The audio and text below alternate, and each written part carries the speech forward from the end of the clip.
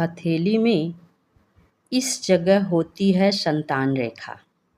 जाने संतान सुख प्राप्त होगा या नहीं। सामुद्रिक शास्त्र के अनुसार हथेली की कुछ रेखाओं से होने वाली संतानों के बारे में पता लगाया जा सकता है। इन रेखाओं के आधार पर व्यक्ति के संतान सुख के बारे में पता चलता है। हस्तरेखा विज्ञान में हथेली की रेखाओं के आधार पर बड़ी ही दिलचस्प जानकारियाँ दी गई है। इन जानकारियों से व्यक्ति के स्वभाव और उसके भविष्य के बारे में कुछ मालूम किया जा सकता है। आज हम हथेली की उन रेखाओं के बारे में बात करने जा रहे हैं जिससे व्यक्ति की होने वाली कुल संतानों की संख्या जानी जा सकती है। ज्योतिष शास्त्र के अनुसार हस्तरेखा विज्ञान से जुड़ी कई दिलचस्प बातें बताई गई है। बुध पर्वत पर होता है संतान सुख का संकेत।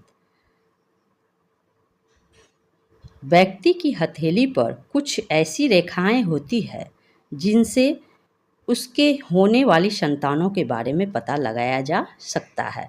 बता दें कि छोटी उंगली के निचले हिस्से के स्थान को बुध पर्वत कहा जाता है और ज्योतिष में बुध पर्वत पर बनने वाली रेखाओं के आधार पर व्यक्ति के संतान सुख के बारे में पता चलता है।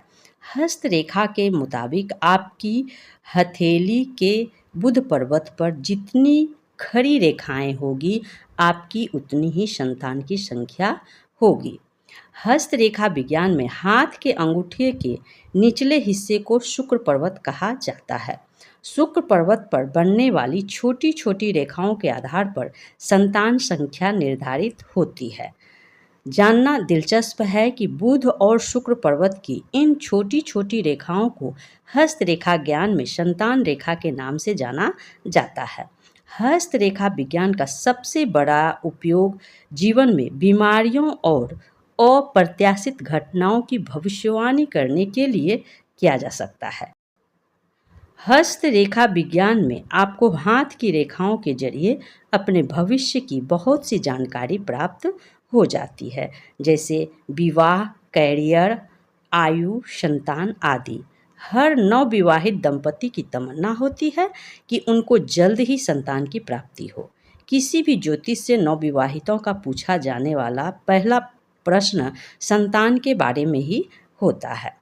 आपके इन सभी सवालों के जवाब जन्म कुंडली के अतिरिक्त हस्तरेखाओं में भी मिलेगा।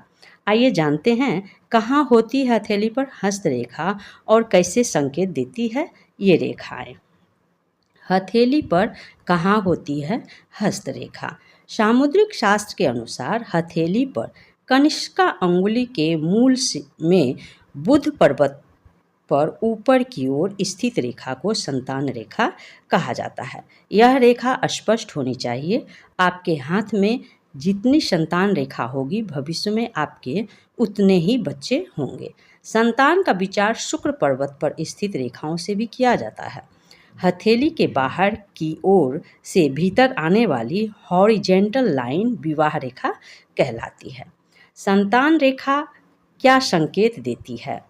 सामुद्रिक शास्त्र के अनुसार रेखाएं जितनी सीधी और गहरी होती है वे पुत्र संतान का प्रतीक होती है। वहीं रेखाएं जितनी हल्की या बारीक होती है वो कन्या संतान की संख्या दिखाती है। हस्तरेखा विशेषज्ञ की माने तो संतान रेखाएं साफ, स्पष्ट, बिना कटी फटी होनी चाहिए। ऐसी रेखाएं उत्तम संतान का प्रतिनिधित्व करती है। समुद्र शास्त्र कहता है यदि हथेली में स्थित संतवन रेखा पर द्वीप चिन्ह होता है वह संतान के खराब स्वास्थ्य को दर्शाती है। यदि आपकी हथेली में संतान रेखा पर तिल होए तो ऐसा होने से संतान प्राप्ति में समस्या उत्पन्न होती है। यदि आपकी हथेली में संतान रेखाएं कटी फटी है तो संतान सुख प्राप्त नहीं होता है। सामुद्रिक शास्त्र के अनुसार हथेली की जो संतान रेखाएं स्थित है वो नीचे से ऊपर आता है और यदि यह अंत में जाकर दो भागों में विभक्त हो जाती है तो संतान को भारी कष्ट का सामना करना पड़ता है। हस्तरेखा विज्ञान के अनुसार यदि संतान रेखा पर लाल तिल है तो जातक की संतान अल्पायु हो सकती है। जिन लोगों का बुध पर्वत उभरा हुआ होता है उनकी 4 संतानें होती है, वहीं जिन लोगों का शुक्र पर्वत उभरा हुआ होता है उन्हें 1 संतान प्राप्त होती है। आज के लिए बस इतना ही। आपको ये आज की ये जानकारी कैसी लगी, एक कमेंट करके अवश्य बताइएगा। और हाँ, हमारे चैनल को लाइक, शेयर और सब्सक्राइब करना ना भूलिएगा। और अच्छी जानकारी के लिए आप किसी अच्छे हस्तरेखा विशेषज्ञ से परामर्श ले सकते हैं। हमारा वीडियो लास्ट तक देखने के लिए आपको बहुत बहुत धन्यवाद।